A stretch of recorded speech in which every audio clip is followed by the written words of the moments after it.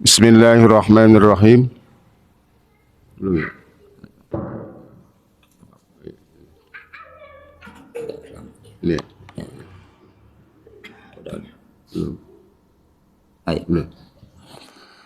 Bismillahirrahmanirrahim.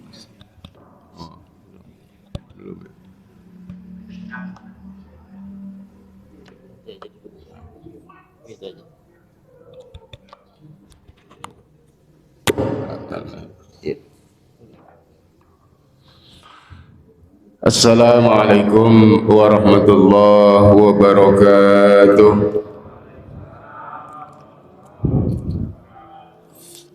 Alhamdulillahi adada khalqi midada kalimati zinata arsi asyhadu an la ilaha illallah ilahul awwalin wal akhirin wa asyhadu anna muhammadar rasulullah al-mab'usu rahmatan lil alamin. Allahumma salli wa sallim wa barik ala sayyidina Muhammadin sayyidil mursalin wa ala alihi wa ashabihi ajma'in. Amma ba'du, subhanaka la ilma lana illa ma 'allamtana innaka antal alimul hakim. Rabbi israh li sadri wa yassir li amri wahlul 'uqdatam min lisani yafqahu qawli. Allahumma arinal haqqa haqqan warzuqna ittiba'ah wa arinal batila batila warzuqna ijtinabah. Allahumma la sahla illa ma ja'altahu sahla wa anta taj'alul hadana idza syi'ta sahla. Amin amin ya Allah ya rabbal alamin. Hadratul mukarramun wal muhtaramun, segenap jamaah taklim yang dirahmati Allah, senantiasa kita terus menerus berupaya untuk bersyukur kepada Allah Subhanahu wa taala, karena Allah pun tidak henti-hentinya memberikan nikmat karunia kepada kita sekalian, sehingga karunia dan nikmat-nikmat yang diberikan Allah kepada kita sebetulnya tidak sebanding dengan rasa syukur kita yang selama ini kita berikan kepada Allah Subhanahu wa taala. Karena Allah telah memberikan bukan hanya nikmat yang bersifat lahir tetapi Allah juga memberikan nikmat yang bersifat batin. Akal kita, pikiran kita, ruh kita, itu semuanya adalah nikmat-nikmat yang bersifat batin.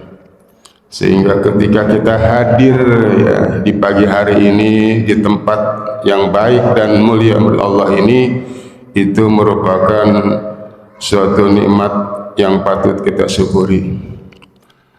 Hadirin hadirat jamaah talim yang dirahmati Allah, tema di pagi hari ini atau tema kajian pagi hari ini sebagaimana yang disampaikan oleh moderator, yaitu adalah ujian dalam hidup. Ini artinya ujian dalam hidup seorang mukmin. Jadi ketika seseorang itu memilih iman, beriman kepada Allah, amantu billah, maka otomatis statusnya menjadi seorang mukmin. Maka Allah akan menguji. Jadi tidak ada seorang mukmin yang sudah menyatakan beriman kepada Allah lalu dia tidak Allah uji, sebagaimana yang Allah sampaikan dalam firman-Nya, ahasiban nasu, ya, apakah manusia mengira, ya, menyangka, ya, ayyutraku ayyakulu amanna, ya, akan dibiarkan saja oleh Allah Subhanahu wa taala ketika dia sudah mengatakan kami telah beriman, ya, kepada Allah Subhanahu wa taala. Wa hum la yuftanun, ya, sedangkan mereka tidak diuji oleh Allah Subhanahu wa taala. Al-Qur'an telah bicara, ya, bahwa sejarah, ya, manusia-manusia terdahulu, ya, itu semuanya tidak lepas daripada ujian, ya. Jadi kalau kita ingin mengupas sejarah yang konkret, ya, sejarah yang objektif, ya, sejarah yang tidak dibuat-buat, ya, itu adalah Al-Quran, ya.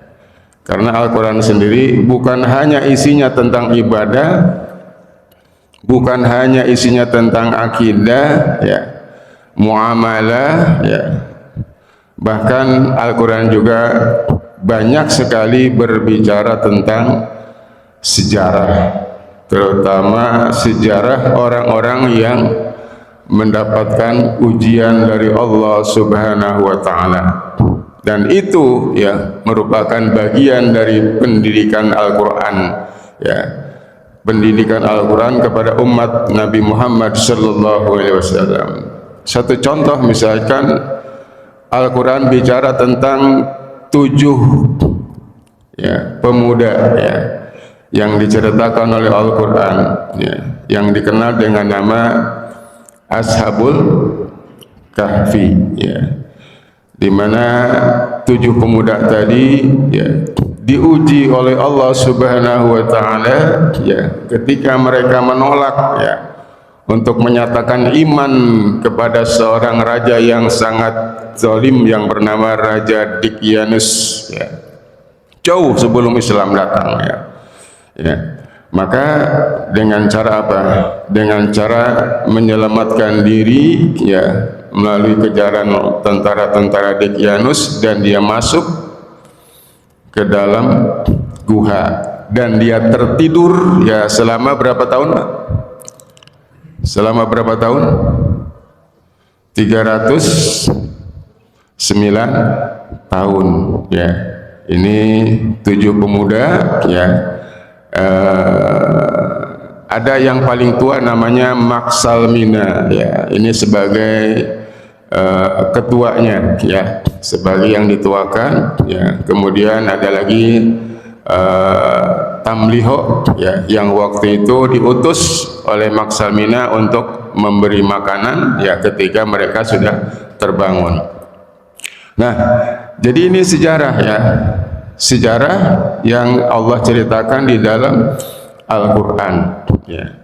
Nah, setelah masa itu berlalu, ya, maka orang-orang yang ada di negara tersebut sering bercerita, ya, tentang apa? Tentang legenda, ya. Ada 7 pemuda katanya yang tertidur, ya, di dalam guha, ya. Dan cerita itu dari mulut ke mulut, ya. Sama, Pak, seperti di Indonesia juga, kan, di Jawa Barat itu banyak sekali cerita-cerita. Contohnya cerita Sikabayan, gitu kan, cerita Sangkuriang, gitu kan, ya. Tapi itu, ya, Al-Quran, ya, mungkin kita belum menemukan, gitu, ayat-ayat tentang apa, tentang Sangkuriang, begitu, ya. Nah, tetapi di dalam 7 pemuda tadi, ya, ketika masa itu umat Islam dipimpin oleh seorang raja yang beriman, ya, yang bernama Raja Zulkarnain, ya, maka terbangunlah, gitu kan, terbangunlah 7 pemuda tadi yang tidur selama 309 tahun, yang dimulai sejak kerajaan zalim yang bernama Dicyanus, dibangunkan oleh Allah Subhanahu wa taala. Ya, kalau kita bangun tidur kan perut, ya, Pak, lapar, Pak, ya. Apalagi tidur lama, ya, sampai 309 tahun. Kata Maksalmina kepada Tamliho, "Lu beli makanan dah, ya. Kalau orang pengasinan beli nasi uduk gitu ya, gitu ya, beli nasi uduk ya. Begitu dia apa namanya ya belanja gitu kan, ya dia beli nasi uduk. Nah si penjual nasi uduk itu heran gitu kan, ini orang aneh gitu. Ya dari mana anehnya? Dari bentuk tubuhnya gitu kan, kayak orang dulu begitu kan, pakaiannya. Dan yang paling mengejutkan adalah ketika dia memberikan uang untuk membeli makanan tadi, di mana uangnya itu berupa apa? Uang yang bergambarkan ya seorang raja dulu ya, raja kafir yang bernama Dicyanus ya, maka dianggaplah ya orang apa? Ya orang tadi oleh penjual nasi uduk ya mungkin ya itu sebagai orang tidak waras gitu kan, orang gila gitu kan. Nah cerita-cerita ini sampailah ke raja gitu kan, ya Raja Iskandar Zulkarnain ya. Ya memang ini cerita sudah ditunggu-tunggu ya. Ternyata Allah telah membukakan apa? Membukakan nurnya, cahayanya ya, bahwa yang selama ini menjadi legenda ya itu terbukti ya. Dan inilah Al-Qur'an menceritakan tentang sejarah ya. Jadi orang-orang dulu untuk mempertahankan keimanannya ya, begitu hebat ya. Allah Subhanahu wa taala mengujinya ya. Jadi kata Allah, sungguh ya kami telah uji umat-umat sebelum mereka ya yang mengaku beriman ya. Karena itu ujian ini merupakan sunatullah, Pak. Apa itu? Hukum Allah ya. Kalau orang apa namanya ahli kebatinan mengatakan ini hukum alam semesta ya. Dan itu ya seorang mukmin tidak mungkin lepas ya daripada sunatullah tadi. Untuk apa ya? Nah untuk menyaring, memfilter siapa sih ya orang yang betul-betul sodik ya. Apa itu sodik ya? Pengakuan keimanannya itu sesuai dengan kenyataannya ya. Siapa sih yang betul-betul pendusta ya? Ngaku beriman tapi sebetulnya dia tidak beriman ya, maka diuji sama Allah Subhanahu wa taala. Nah dalam keterangan Al-Qur'an ya, ujian itu kan Pak cuman dua ya. Kalau orang diuji sama Allah itu kemungkinannya cuman dua, lulus ya, atau tidak lulus, berhasil atau tidak berhasil, cuman dua, enggak ada yang ketiga begitu ya. Dan kebanyakan kata ulama ya, urusan ujian tentang keimanan itu kebanyakan manusia-manusia yang beriman itu tidak lulus ya, atau tidak berhasil, kebanyakan, walaupun ada ya yang lulus. Makanya Allah Subhanahu wa taala melalui sunatullahnya terus menerus ya, tidak henti-hentinya ya menguji orang-orang yang beriman ya. Jadi Pak, ujian itu bukan satu kali bukan satu atau dua kali gitu kan, tapi terus menerus Allah memberikan ujian kepada kita melalui sunatullahnya tadi ya, hukum alam semesta. Sampai kapan Pak ya? Sejak kapan sampai kapan ujian itu akan terus menerus diberikan Allah kepada orang beriman? Sampai kapan Pak? Dari mulai mumayyiz ya sampai tibanya sakratul maut. Nah kalau udah sakratul maut baru berhenti itu yang nama ujian ya. Bagaimana sebelum mumayyid? Ya belum ada ya. Ya bayi belum ada ujian gitu kan. Jadi ketika kita sudah balik mumayyid, itulah dimulainya ujian dari Allah Subhanahu wa ta'ala ya. Sampai kapan ya?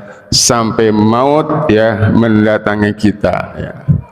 Makanya ya jangan ada istilah begini Pak ya, ada semacam ungkapan gitu kan, baik yang disampaikan oleh orang-orang kalangan bawah ya maupun kalangan atas ya.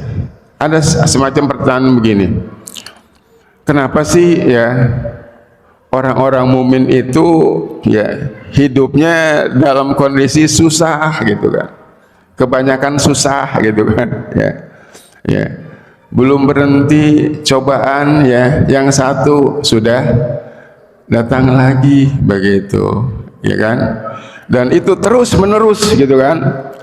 Sementara tetangga, sementara yang lain yang notabene adalah orang-orang kafir, kok mereka nyaman-nyaman aja, ya usahanya lancar, ya badannya sehat walafiat gitu kan, seolah-olah tidak ada apa, tidak ada problem hidup. Kenapa sih orang manusia ya, kalau bahasa ekstrimnya sial gitu kan, sial ya istilahnya, nasibnya nggak bagus begitu. Sedangkan mereka yang notabene orang-orang kufur ya hokinya ada terus begitu kan, ya tangannya adem gitu. Setiap sesuatu yang dipegang sama dia ya itu jadi apa? Jadi duit gitu ya. Kalau bahasa apa agamanya jadi berkah gitu kan. Nah, suka ada sih Pak ya ungkapan-ungkapan semacam ini ya. Ya jawaban kita, loh ngapain sih orang kafir ya? Ujian apakah orang kafir itu diuji sama Allah Subhanahu wa taala? Kan tidak, ya wajar ya. Mereka seperti itu ya karena memang Allah tidak pernah menguji dan tidak akan pernah menguji ya orang-orang yang kufur, ya orang-orang yang kafir. Mau diuji apanya Pak coba? Ya. Apa mau diuji kekafirannya gitu kan? Kan enggak gitu. Landasannya karena dia tidak memiliki iman, maka tidak ada ujian bagi orang-orang kafir. Nah terus ya ada misalkan orang kafir yang hidupnya memang kelihatannya kurang beruntung, sengsara gitu kan, dapat musibah terus misalkan begitu. Nah pertanyaannya, apakah itu ujian bagi mereka? Ya jawabannya tentu bukan Pak. Ya itu merupakan azab ya dari Allah Subhanahu wa taala kepada orang-orang yang kufur. Ya apa dasarnya? Ya dasarnya adalah surat As-Sajdah ya ayat 21. Silahkan Bapak Ibu lihat di rumah ya. Allah berfirman wala nudhiqannahum ya minal azabil adna dunal azabil akbar la'allahum yarji'un ya. Orang-orang kafir itu kata Allah kami akan azab ya di dunia ya sebelum ya azab yang teramat dahsyat nanti di akhirat dengan neraka jahanam ya. Jadi istilahnya kalau istilah sekarang itu ya azab ya siksa yang diberikan Allah Subhanahu wa taala kepada orang-orang kafir ya itu merupakan apa? Persekot ya atau DP-nya gitu kan ya. Dan itu memang hak Allah ya, terserah Allah ya. Apakah Allah mau cicil siksa mereka di dunia ya atau misalkan langsung di akhirat saja gitu kan. Nah itu merupakan kehendak Allah Subhanahu wa taala. Tapi yang namanya ujian Bapak Ibu sekalian ya itu adanya di dunia. Jadi kesengsaraan ya, ketidakbaikan ya yang dialami oleh orang-orang kafir itu bukan ujian, tetapi itu merupakan azab ya yang memang dicicil oleh Allah Subhanahu wa taala. Kenapa? Karena itu pilihan mereka ya. Jadi jangan salahkan Allah ketika mereka masuk neraka, karena itu memang pilihannya sendiri ya. Karena Allah sudah memberikan apa? Ya, memberikan pilihan ya. Faman sa'a falyu'min wa man sa'a falyakfur ya. Siapa yang memilih beriman ya silahkan beriman ya. Hakikatnya dia memilih surga gitu kan. Siapa yang memilih kafir ya silahkan. Hakikatnya dia memilih kufur ya. Dan ingat Bapak Ibu sekalian ya, makin soleh seseorang ya, makin dekat seseorang dengan Allah itu, maka ujian itu semakin besar ya. Ujian itu semakin berkualitas, ya mungkin diibaratkan dengan sekolah, ya makin tinggi kelas ya seseorang di dalam pembelajaran, maka materi ujiannya itu akan menyesuaikan, begitu ya. Bapak Ibu ya, mau ujian yang berat apa yang ringan gitu. Kita pengennya apa? Yang ringan-ringan. Sementara kalau ditanya ya, apakah kita ingin memiliki makom tertinggi di sisi Allah? Ya jawabannya ingin memiliki makom tertinggi, itu kan, kedudukan yang tertinggi di sisi Allah. Tapi nggak mau ya disesuaikan dengan ujian. Dan ini merupakan apa Pak? Ya merupakan berbanding lurus ya antara keimanan ya dengan bobot ya ujian yang diberikan oleh Allah Subhanahu wa taala ya. Jadi jangan ada juga istilah begini Pak ya. Ya. Katanya dia orang soleh gitu kan. Ahli masjid gitu kan. Kiai apalagi ustadz gitu kan ya. Tapi kok hidupnya ya susah begitu gitu kan, musibah melulu yang menimpahnya begitu kan. Ya, suka ada nggak seperti itu? Ya, wah ini Ustaz berarti diajab sama Allah Subhanahu Wa Taala. Nah persepsi semacam ini Bapak Ibu sekalian itu sangat salah gitu kan. Ya kalau kita berpatokan kepada prinsip semakin soleh seseorang, semakin kuat iman seseorang, maka ujian itu pun yang Allah berikan itu semakin berkualitas ya, semakin berat gitu kan. Maka dipastikan ya ustadz semacam itu gitu kan, kiai semacam itu, ulama semacam itu ya dipastikan adalah ulama yang soleh ya, ulama yang apa namanya telah dekat dengan Allah Subhanahu wa taala. Karena apa? Karena dibuktikan akrab dengan apa? Dengan yang namanya ujian ya. Jadi kita jangan suka ngiri, misalkan dia kan kiai gitu kan, dia kan ulama gitu, kayaknya enak bener, adem bener ya, hidupnya apa? Mulus, lurus terus, tidak pernah ada apa? Tidak pernah ada gonjangan hidup ya, enak terus begitu kan ya. Nah kalau kita menghadapi semacam ini ya kita juga istilahnya punya prasangka gitu kan ya, jangan-jangan gitu kan dia bukan ulama ya. Tapi di satu sisi kita juga harus husnuzon. Tapi yang paling yang paling esensial kalau kita menemukan semacam itu, kita jangan ngiri gitu kan ya. Jangan ingin seperti mereka, hidupnya tenang begitu tanpa ujian. Ya mungkin secara zahir seperti itu, wallahu alam kan, kita nggak tahu dalamnya itu seperti apa. Apakah dia menderita, apakah dia itu bahagia dan sebagainya. Ya, ini sesuai dengan hadis Rasulullah SAW ya, di mana Rasul bersabda, asaddun nasi balaan ya. Al-anbiya summa salihuna summal amsal fal amsal gitu kan. Jadi manusia yang paling berat ya, yang paling hebat ya, yang paling gede apa ujiannya ya, siapa? Al-anbiya kata Nabi, para nabi dan rasul. Lalu setelah para nabi dan rasul siapa? Summa salihuna. Kemudian mereka adalah orang-orang soleh. Summal amsal fal amsal ya. Dan setelah orang yang soleh adalah orang berikutnya gitu kan, dan seterusnya gitu kan. Jadi intinya ya, kalau kita baca sejarah Pak ya, sudah pernah baca sejarah risalah 25 nabi dan rasul ya, yang ada di dalam Al-Qur'an. Ada enggak Pak ya, dari 25 nabi dan rasul yang tidak mendapatkan ujian yang berat dari Allah Subhanahu wa taala? Ada enggak? Ya, dari mulai Nabi Adam sampai Nabi Muhammad sallallahu alaihi wasallam, ada enggak? Ya, tidak akan pernah ada. Semuanya mereka pasti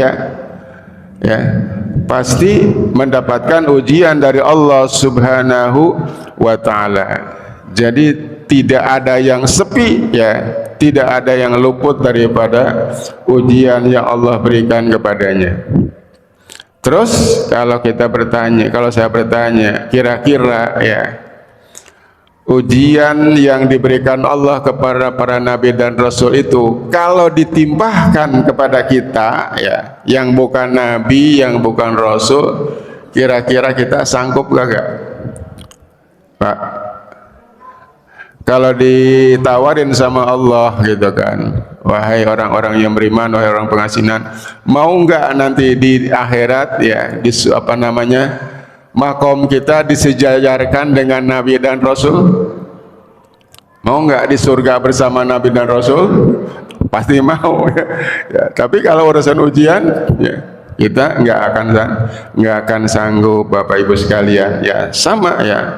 Saya juga sama, ketika ditanya seperti itu pasti saya akan mengatakan saya tidak akan sanggup.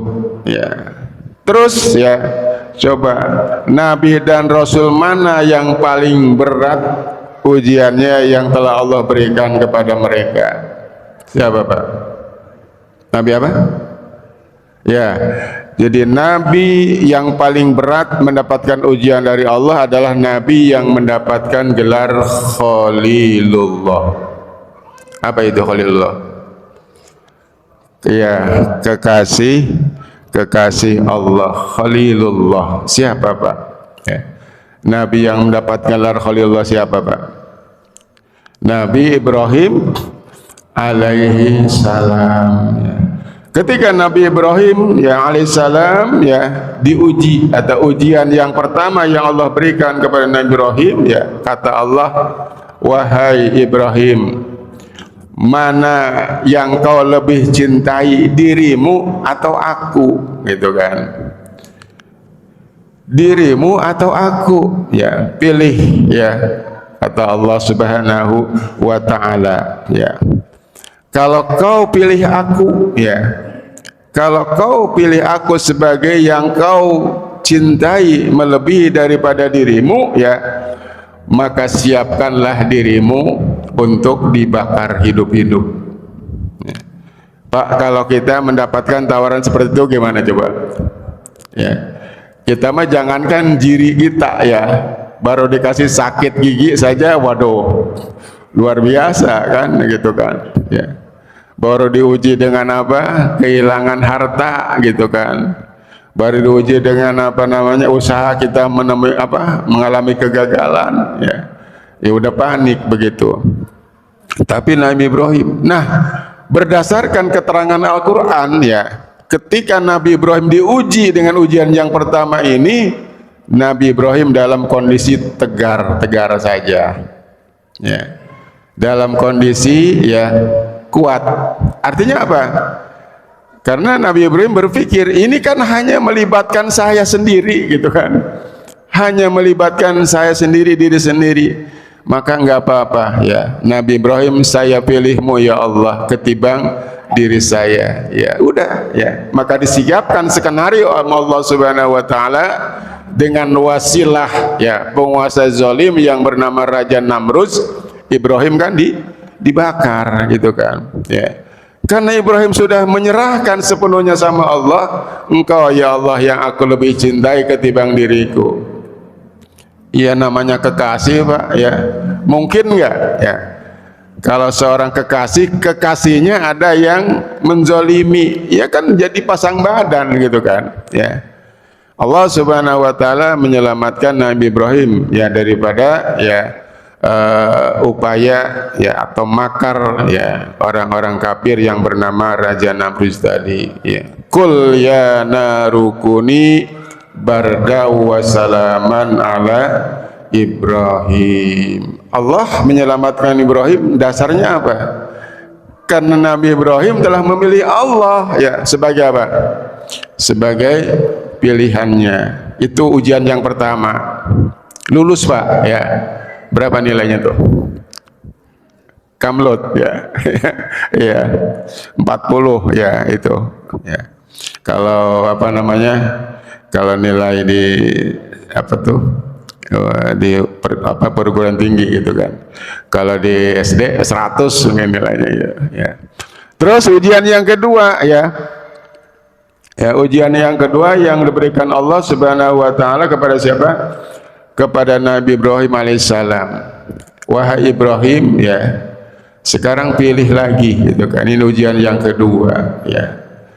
Mana yang kamu pilih? Aku atau anakmu, satu-satunya yang selama ini kau dambakan, kau idam-idamkan gitu kan ya. Kalau kau pilih aku, maka ya siap-siaplah ya, sembelihlah anakmu satu-satunya tadi gitu kan. Jadi waktu itu Pak, Nabi Ibrahim itu baru punya satu-satunya. Waktu itu Nabi Ishak belum ada ya. Nabi Ishak itu kan putra dari Nabi Ibrahim dari istri Sarah gitu kan. Itu belum ada. Jadi hanya satu-satunya ya. Dan selama berapa, menurut riwayat selama 80 tahun ya, Nabi Ibrahim itu sangat mendambakan anak ya. Waktu itu ya apa namanya, Siti Hajar ya hampir-hampir putus asa begitu, tidak punya keturunan ya. Tiba-tiba ya Allah kabulkan ya doa Nabi Ibrahim, dia memiliki gulamun halim, anak yang sangat lembut yang bernama Ismail alaihissalam, suruh dikorbankan gitu kan. Ini ujian Pak ya, ujian yang Allah berikan kepada Nabi Ibrahim alaihissalam. Nah di ujian yang kedua ini, nah itu Nabi Ibrahim ya kelihatannya apa? Kelihatannya tidak setegar ya, seperti ujian yang pertama. Kenapa? Ya, karena melibatkan orang lain, melibatkan keluarganya Siti Hajar, melibatkan putranya yang bernama Ismail alaihissalam. Ini cukup berat Pak ya, cukup berat. Makanya ya ketika ada seorang guru ya memberikan materi ujian kepada muridnya, misalkan 17 tambah 5 ya, dengan 13 misalkan dikurangi 4 ya. Nah ini ujian apa, soal ujian ini standar ketika diberikan kepada kelas 2 atau kelas 3 SD gitu kan. Tapi kalau ujian semacam ini diberikan kepada anak SMA ya, kelas 12 misalkan, atau kepada mahasiswa perguruan tinggi, pertanyaannya kira-kira ujian bukan itu? Bukan. Ujian, materi ujian SD dikasih sama mahasiswa itu bukan ujian Pak, itu Pak ya, bukan ujian. Tapi ketika dibalik ya, materi ujian kelas apa ya, materi ujian mahasiswa diberikan sama anak SD, kelenger Pak ya, pingsan dia pasti gitu kan. Nah seperti itu Pak, kira-kira sekelas Nabi Ibrahim alaihissalam ujiannya diberikan kepada kita, kelenger nggak kita? Jangankan Pak punya anak satu-satunya, andaikan Bapak Ibu ya, andai punya anak banyak ya, misalkan dari biang 1 punya anak 2, dari biang 2 punya anak 5 misalkan, itu ketika suruh dikorbankan 1 saja misalkan, kan masih ada ya, masih banyak gitu. Tapi saya yakin ya sekelas kita ya, karena kita makomnya belum mencapai kelas apa, Khalilullah ya, pasti kelenger Pak ya. Apa sih hikmahnya ya? Hikmahnya ketika kita sekarang mendapat ujian ya, ngukurnya jangan kemana Pak, ngukurnya jangan ke tetangga sebelah yang memang bukan orang beriman gitu kan, tapi ngukurnya kemana? Ke para nabi dan rasul. Belum ada apa-apanya Pak ya, yang berikan Allah ujian kepada kita kalau dibanding dengan ujian yang Allah berikan kepada ya para kekasih-kekasihnya gitu ya, belum apa-apanya. Nah itu bapak-bapak dan saudara-saudara sekalian ya, makanya ujian itu tujuannya tidak ada lain dari Allah Subhanahu wa taala ya, untuk menguji tentang keimanan dan keislaman kita benar enggak ya? Iman kita itu ada, benar enggak Islam kita itu ada? Jadi urutannya Pak sesuai dengan rukun agama itu kan. Arkanuddin salasun, rukun agama ada 3 ya. Pertama adalah iman ya, akidah berarti kan. Yang kedua Islam artinya pasrah diri sama Allah dengan ketentuan-ketentuan Allah, hukum-hukum Allah. Dan yang ketiga adalah ihsan ya, yaitu yang kaitannya dengan akhlak atau ilmu tasawuf gitu kan. Nah, mudah-mudahan Bapak Ibu sekalian ya, apapun ya bentuk ujian yang Allah berikan kepada kita gitu kan ya, yang Allah ujikan kepada kita, kita bisa menjawab ya ujian Allah itu ya, sehingga sebelum ajal menjemput kita, ujian yang berikan Allah kepada kita itu kita dalam kondisi lulus ya, berhasil ya, dari ujian Allah Subhanahu wa taala ya. Karena ujian itu Pak ada 2 sebetulnya dari sekian banyak ujian itu. Ada ujian yang sifatnya paten ya, dan itu pasti itu ya. Apa itu ujian paten ya? Itu adalah ujian hawa nafsu dan godaan setan gitu kan. Itu udah pasti itu ya. Nah, yang non paten itu adalah ujian-ujian ya yang diberikan Allah Subhanahu wa taala berbagai persoalan hidup ya. Ujian tentang kebaikan dan keburukan, ujian tentang nikmat, kemudian ujian tentang musibah, ujian rasa takut, kekurangan dan sebagainya. Jadi jangan disangka yang selama ini ujian itu berupa musibah saja, bukan Pak. Termasuk kelancaran usaha, ya, kesehatan sehat walafiat, itu semua merupakan ujian. Dan kebanyakan manusia yang tidak lulus ujiannya itu ya ketika diuji oleh Allah dengan kebaikan. Ya, diuji dengan kenikmatan yang berlimpah, ya. Cara memperoleh rezekinya ini halal apa tidak, kemudian bersyukur apa tidak dengan rezeki yang telah diberikan oleh Allah. Kebanyakan kita seperti itu, kebanyakan yang lupa ya. Makanya apapun bentuk ujiannya yang Allah berikan kepada kita ya, kita mampu Pak menjawabnya dan kita dinyatakan lulus oleh Allah Subhanahu wa taala sebelum ajal menjemput kita ya. Demikian yang bisa saya sampaikan pada kesempatan ini ya. Selebihnya nanti kalau ada tanya jawab ya saya persilahkan kepada Bapak Ibu untuk menanyakan ya berkaitan dengan tema yang saya sampaikan pada pagi hari ini. Terima kasih.